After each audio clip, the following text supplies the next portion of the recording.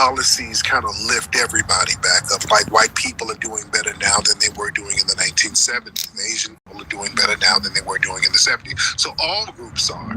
So, but when it comes to comparing the races, we're still behind the white supremacists. So that's the problem. We're still very far behind them because of the lift-all programs. That's why this is the thing.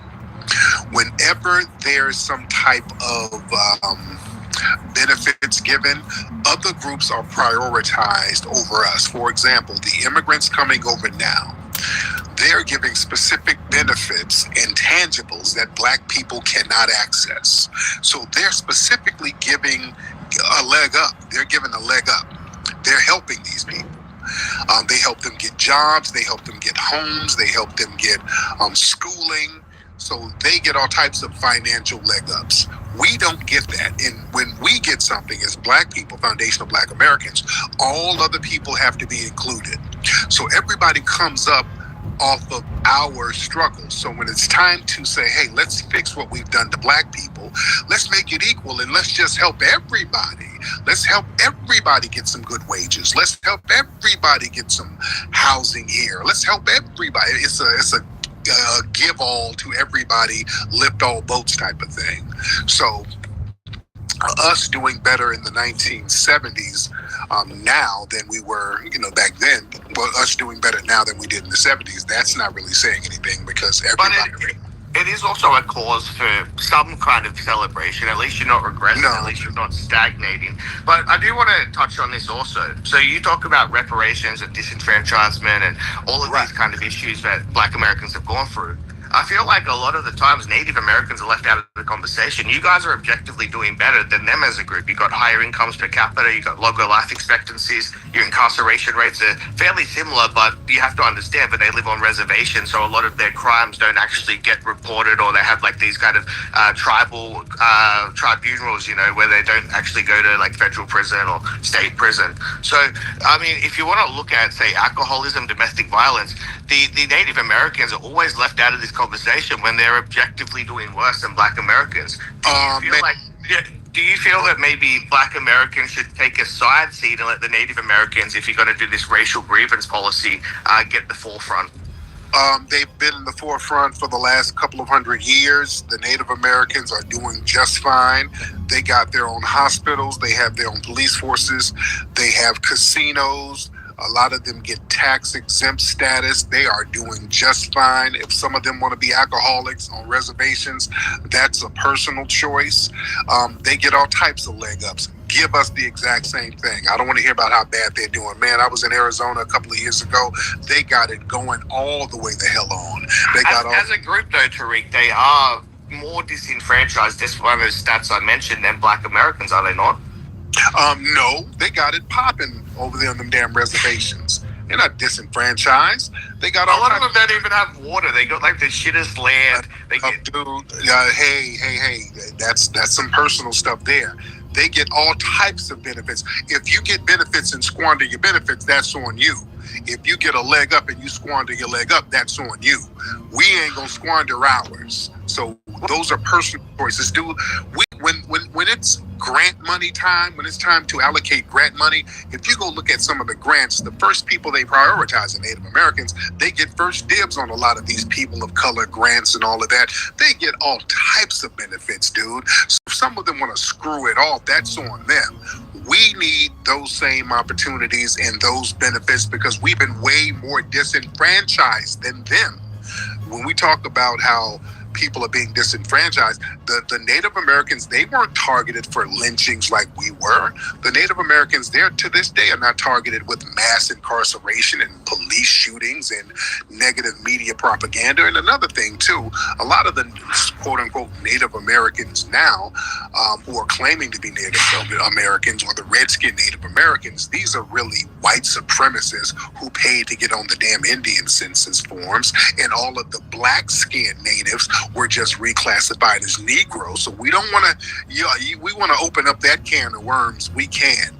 If we talk about the Native Americans, we're going to have to talk about the Treaty of 1866, where the Native American tribes owe black freedmen some of those same benefits that they're getting. I don't want to hear a damn thing about them being disenfranchised, because they were sitting up here kicking the black members of these tribes out systematically because the white supremacists put a battery in their back. So when they get in the conversation, the first thing I want to know is where that money at, Tonto? Where's the money at? Well, Tariq, I mean, 2 points. The first one is that if there is this white supremacy, this overarching privilege to be white, let me just finish this.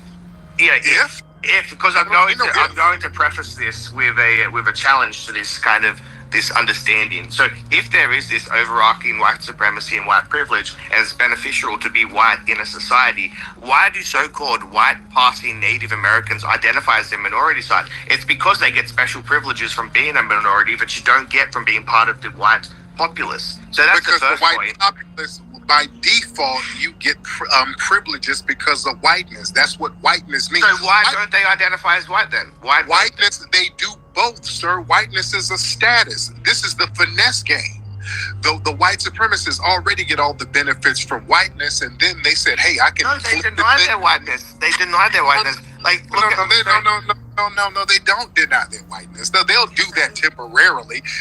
I call it the temporary. Hang on, Tariq. I've been called a white cunt and a white dog by Aboriginals who look like Western European. Like, they may have 5% Aboriginal. They deny their whiteness. They don't assimilate. They don't identify as white. Temporarily, that's a con game. The white supremacists always try to deny whiteness and wink at each other. That's a con game. They do it all the time.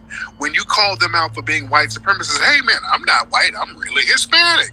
Oh, I'm not white, I'm really Native American. I'm not white, I'm Jewish.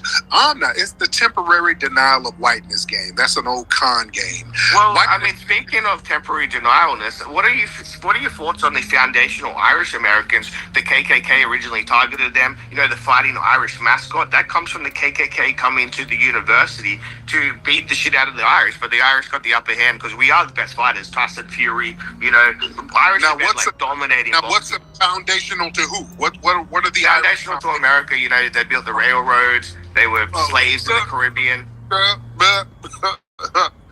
What railroads did the Irish build? So 30% of the railroads from, I think, the western part of America were built by Irish. The other 70% were by the Chinese. Also, we've been redlined. You know, Irish. Okay, stop. No, we're not going to lie. We're not going to lie. It's so well documented. These railroad firms were very well documented by having black slaves build these joints, dude. They would own black people, and we had to build them railroads. The initial railroads were built by us for free. Some of the railroad songs we created, that's how country music got started. It was I want to correct you on this one, Tariq. So you No, don't do that. No, let me finish.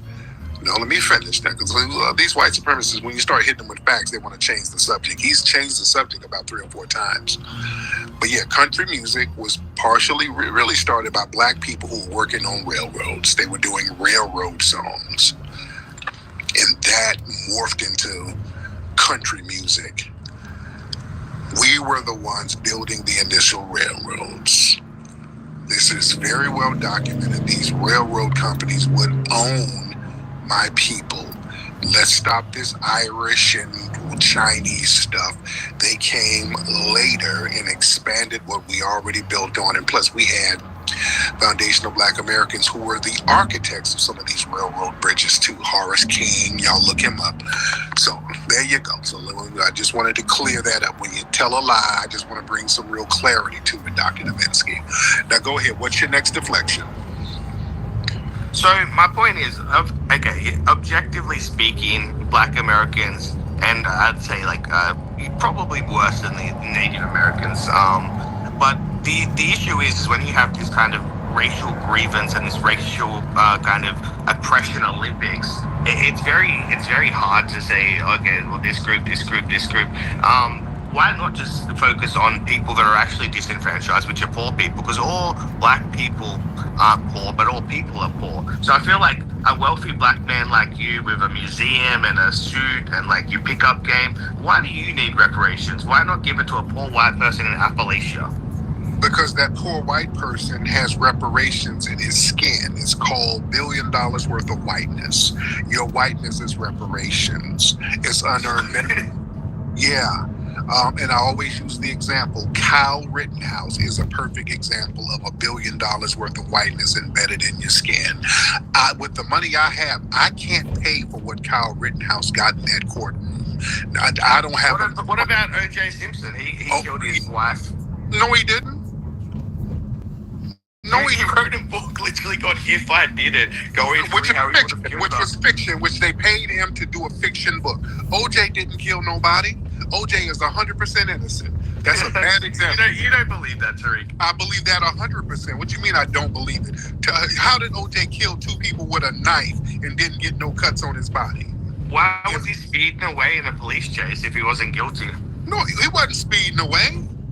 Where was he going? He was getting chased for a good hour, wasn't he? No, he wasn't. That was a slow chase. He was on his way home. He wasn't speeding, and he was in the back seat. He just didn't notice the helicopters. Where was he going? No. Where was he going? Where was he going to escape to? Because he was going north on the freeway. So where was he going? I think he was going to north, maybe Canada.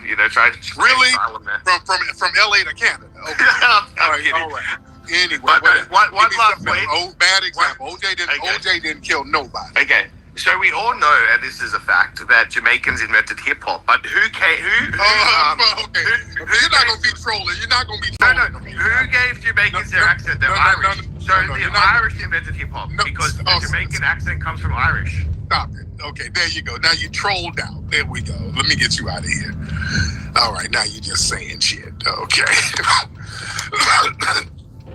You're not about to go there. Now let me say this. Even though he's trolling by saying basically the Irish created hip hop, he's trolling, but the white supremacists, they start trolling first, and we like, oh man, shut up with that bullshit. And then they'll start putting this stuff in books. And in 10 damn years, they'll be saying that for real. They'll be teaching that in school. Irish created hip hop because the Irish were in Jamaica and they taught the Jamaicans. That's why Microphone Check coming out next month, family. That's why Microphone Check is coming out next month.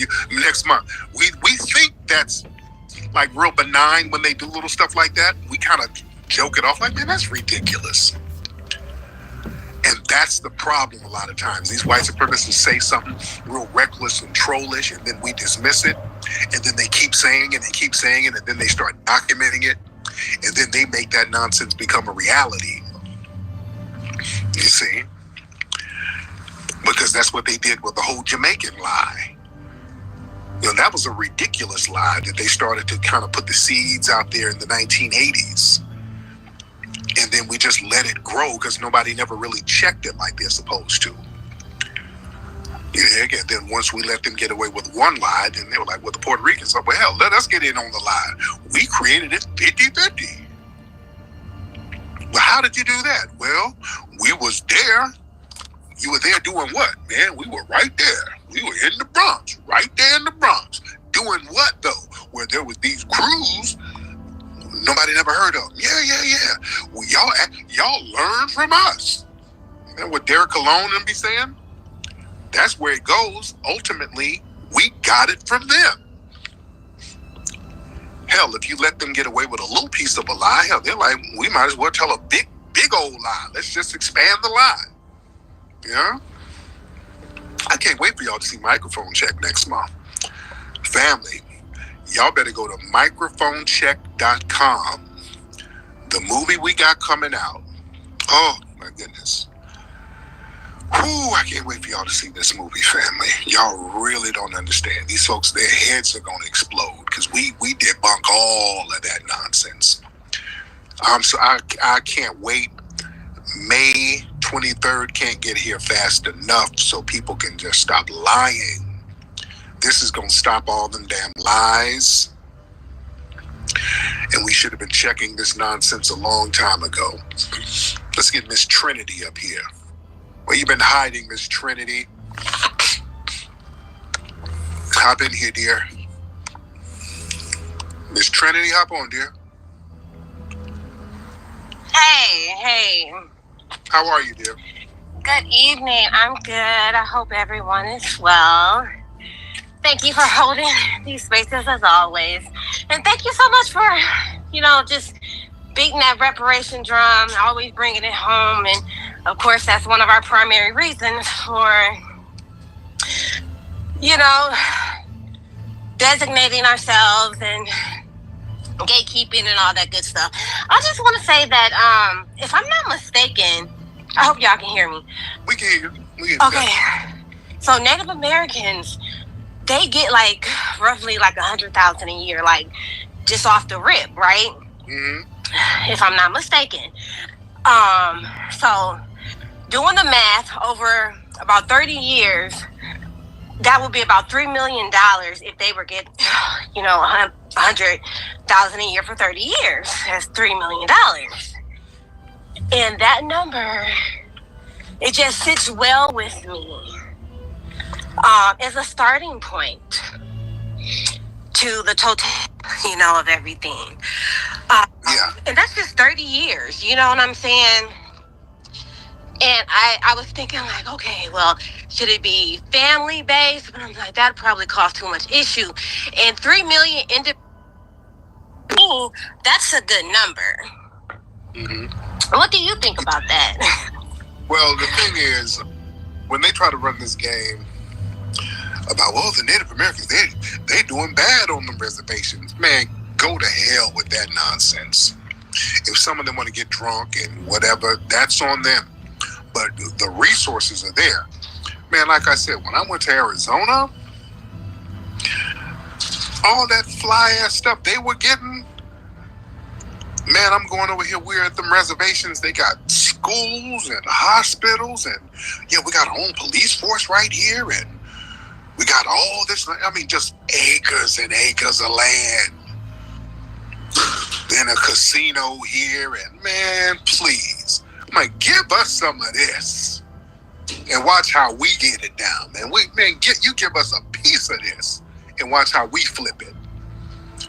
Just a piece of it. I don't want to hear nothing about how bad they're doing. I want to do bad like that. Give me a casino so I can do bad too. Miss me with that. That's a cap. That's all cap. Native Americans, they already get theirs. And many of the people ain't even really Native American. Got a bunch of $5 Indians out here finessing the game. Then acting like, oh man, I ain't got it. I don't know. I'm just over here drunk. I don't know. Don't look at us. We ain't got nothing. Don't let them fool you. Don't let them fool you. They try to run that game on us. What's up, say? Why is my dog jumping on the window like a fucking fruit bat? Y'all hear my dog? All right. Sage, what's up, bro? Peace to the family. Flex, what you doing up at this time, man? It's 2:30 in New York. Yeah. It's like midnight out here. My kid's up. He can keep my ass up. I don't know why they didn't want to go to sleep. What's going on, bro? All good, family. First of all, I want to say to Davinsky, you should check out a man by the name of Michael Nigg before you judge OJ. Right. To make sure you know what's going on there. I do want to touch upon the hip-hop thing since you brought that up. Yeah. Got a lot of family that's, from the Bronx back in the 70s, and even back then the Puerto Ricans didn't really mess with, the blacks back then, so I don't understand what this whole 50-50 thing is. Mm-hmm. I gotta apologize to you, Flex. I did buy 12 of your tickets, so I will be bringing a lot of dudes to SVA Theater, and yes. I will be seeing you there. Yes. Next time you put out a film, I'm buying the whole theater out next time, just letting you know. So it's just gonna be me and my people up there. Lastly, I want to say, I know you're looking for musical acts for the rally. I sent you an email. Check that out when you get a chance. No doubt. I will check it out. Thank you. All right, brother. Yeah, but I see you down there, Brooke and Afro. I'm out. We're gonna holler because we gotta start doing our meetings. Because Sage reminded me of something. I do want to kind of brainstorm with everybody about musical acts because I do want to get some musical acts up there for the event. I got a couple of folks in mind. So y'all throw some more names at us too. But yeah, we want to really, really make it pop off. We really want to make it pop off. Let's get Judah. Let's get Judah. What's up, Judah? Judah in the building. Judah, turn your mic on, brother. All right, Judah, turn your microphone on. And while we wait on Judah, let's get Ray in the building. Let's get Ray in the building. What's up, Tyreek? Hey, Ray, how are you? You know, I can't call it. I just wanted to respond to the young Irish guy. Yeah. And also show you an example. This is what we're experiencing now with Biden as a second generation Irish president who is also an immigrant for immigrants in destroying our country because y'all elders continue to lie and tell y'all we were slaves too. Well, here's the thing. Y'all were, your ancestors came here as indentured servants to help build the new America, which gave them access. And when they were done with their servitude, they received land. Yep. They also received money. Yep. But they also were treated like immigrants, and they had help and support from who else but the Black American. And then when they got their white access, they became the police that beat on us. So when you get up here and y'all toot and salute your horn and want to compare apples to oranges with people who didn't receive any repair, that weren't indentured servants working because they were too poor to make it to a new world, and that this was the option that they were given, like the Chinaman and everybody else. So that's all that I wanted to wake up with that, man. If you're an Irish person, you need to stop allowing yourself to be poisoned with these lies. If you're an immigrant, stop being poisoned with the lies that they come over here and my mom came on a bus with $1. There has always been help for immigrants, and immigrants have always been able to pull off of anything that was given to Black American communities under minority, along with the white woman. And that's just a short little sum up of that part of history. But anyway, keep doing what you're doing, Tyreek. Thank you, beloved. Yeah, and Davinsky and other whites, they know they're lying. Look, these people know their little janky history. What they hope is that we don't know. They say stuff and hope that we don't know the history. Because see, they're used to hopping in rooms with little Negroes who, listen to Sexy Red and all that, and they don't know. But this ain't that crowd over here. You can't pull that stuff over here with us. We know better. That is not going to work. That's not going to fly over here. We know that the Irish got forms of reparations for the little servitude they did. They got freedom dues, which was land, money, and weapons. So they got broke off, and they weren't even enslaved, and they weren't disenfranchised like we were. We never got broke off. We were never compensated, and we did all the work, and we did all of the labor, and we were the most disenfranchised. So I don't want to hear about that oppression Olympics, because you guys have targeted us specifically.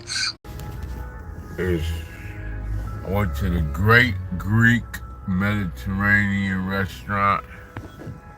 The phone said it was getting hot.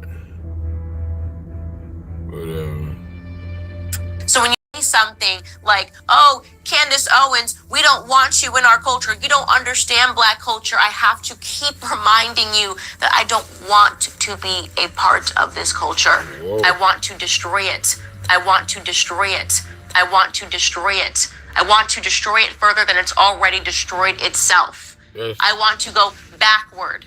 A few moments later. what? You know, there's a reason why we are the black media. It's because we don't do things that these Negroes who have the white media backing them up like to do. Ever since Candace Owens put herself on the outs with the white right, she's been feebly trying to reinvent herself. And I don't think that anybody should let people forget who and what Candace Owens is and all the crap that she's done. This woman made it her career that she was going to be attacking the black community. I guess she figured that it was going to pay off very well, but apparently it didn't pay as well as she thought it would. But of course, if you're looking for a platform that you can use to try to put one over on the black community, you gotta find the right tool for the job, and you gotta give Candace Owens at least credit for that. She certainly found the right tools with the breakfast schlubs. And of course, there was gonna be no hard questions. These guys, they just love yucking it up. They have a hell of a lot more in common with Candace Owens than not. Candace Owens is trying to figure out how does she get her black cred back. Well, first of all, you gotta have some before you can reclaim it. That's the first problem. And the second one is, it's not going to be the breakfast schlubs or Joe Budden or anybody else who's going to determine whether or not Candace Owens will be allowed in polite black society. It's going to be the grassroots who decide that. And we've already made up our minds on that one. Candace Owens can go slither back to whatever rock she crawled out from under. She chose her friends. She certainly didn't want the black community to be a friend. She wanted to attack the black community to destroy it. And she wanted to go backwards, back to the 1830s. That's where she wanted to go. But it turns out Massa didn't like having her in the big house after all. So now that she's been kicked out, she's looking at the slave quarters, and just like all the rest of the turncoats, trying to make it sound like, oh, I was really down with you guys all along. No, you weren't. Candace Owens acted just like the white supremacist that she models herself after. And of course, these bootlicks, they decided that they were going to go ahead and treat her the same way that they do all of their other non-black guests. Oh, we're just going to go ahead and yuck it up. All teeth. That's nice. We're all buddies here, except we're not. Of course, she's slithering to the black community. She already understands that a lot of those white media outlets that she had previously gotten a warm welcome from, they don't want to talk to her now, and if they did, she wouldn't be getting these softball questions. They'd just be setting her up with the anti-Semitic accusation. That's all it would be. Nothing but hand grenades, no softballs here. In fact, you have one of the main right-wing think tanks, the American Enterprise Institute, who's been trashing Owens. They act as if there's no reason for anyone to have even heard of Owens. Yeah, that's how they're talking about her now. The white right's talking about her as, oh, we've gone from her being the belle of the ball to she's this obscure character. We know you've never heard of her. Yeah, right. I find it interesting coming from AEI because on their website, they had no less than 5 previous articles about Candace Owens. So they've definitely heard about her. They used to love her. She was the belle of the ball, that is, right up until last November. 3 of the 5 AEI articles mentioning Owens have to do with her criticism of Israel. By the way, just a few days ago, AEI published a piece attacking the ACLU because apparently the ACLU refuses to champion one of the white right's pet issues. They claim that free speech is under attack. Oh, the irony. But one of the things I found interesting is that the AEI chose to bring up that back in the day when Owens was first trying to make her bones with the white right, she previously had said she hadn't been a conservative, but that she had had a political conversion. That shouldn't surprise anyone, by the way. This is how these opportunists always operate. Whatever corner of the political machine they think is going to benefit them, that's the one that they run to. And if it turns out that they made the wrong bet, then they'll turn around and say, oh, well, I've had a political conversion. Oh, yes, I've had my Saul on the road to Damascus moment, and I have now seen the light.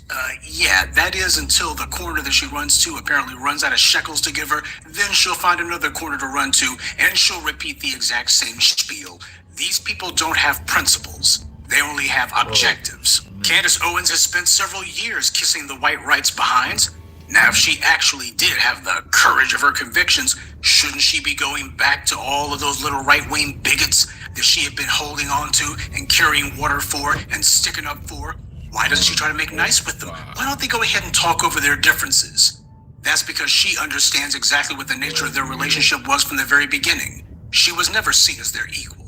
At long last, though she refuses to admit it, she understands that the relationship was always oppressor and oppressed. Although, of course, she's just too far from polite to actually use that word, but that's okay. We know that these guys get their foot up here behind Candace, and we know it's not very comfortable. So that's why she's trying to slither back over here with the black folks. Now, what exactly led to this split between her and the white right? As I mentioned in my prior video about this, Candace Owens was most likely disrespected a lot by those racist males in the white right. Also, they most likely didn't pay her what she was expecting to be getting. It's always about money with these people. The white right is self-destructing. That's another thing that Candace Owens has probably noticed. Back in, say, the 1970s, the Republicans were far more politically pragmatic. That's why they made the decision to tell Richard Nixon to resign the presidency. The Republicans were the ones who did that. It was a delegation of Republican congressmen led by then Texas Congressman George H.W. Bush, who went to the White House and told Nixon, "You're hurting the country. Worse than that, you're hurting the party. So you gotta go." Realists. They knew that they wouldn't be getting anywhere unless they could get the stink of Richard Nixon and Watergate off of them. And so they threw Tricky Dick overboard, and 6 years later they had the presidency back, and they won 3 landslide elections and held the White House for 12 years. But since then, the white majority the GOP has counted on to win them elections has continued to dwindle. The culture has also undergone significant changes too. The Republican Party has not adjusted to any developments. Republicans have instead decided to let the incompetent operative class be the thought leaders for the party. Clowns on AM radio and Fox News, idiots who don't have to run for political office, morons who make their money saying the most extreme, stupid, over-the-top stuff. See, for the hate mongers on AM radio and Fox News, they don't have to worry about things like winning office, because their game is simply winning ratings. What they fail to understand is, while the kind of stuff that they do draws an audience for Fox, that's television. And the necessities of monetizing your television station are a heck of a lot. Why did I, we just have to put this shit down here somewhere.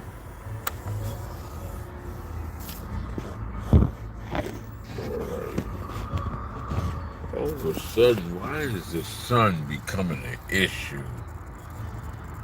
I can't turn the fucking phone sideways. All of a sudden, the sun is a major fucking issue. Oh, man. Ain't this a bitch? I want to eat with y'all watching me. But I can't. Damn.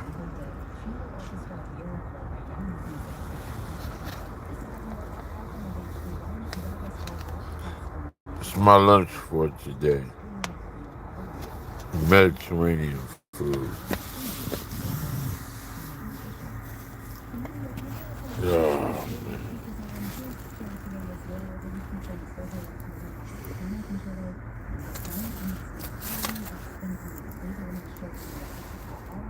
Slow charging.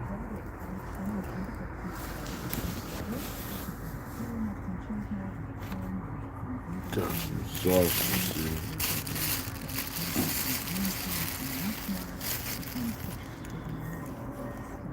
We eat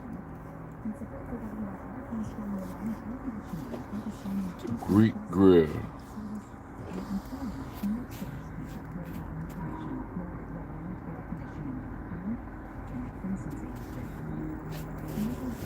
It fucking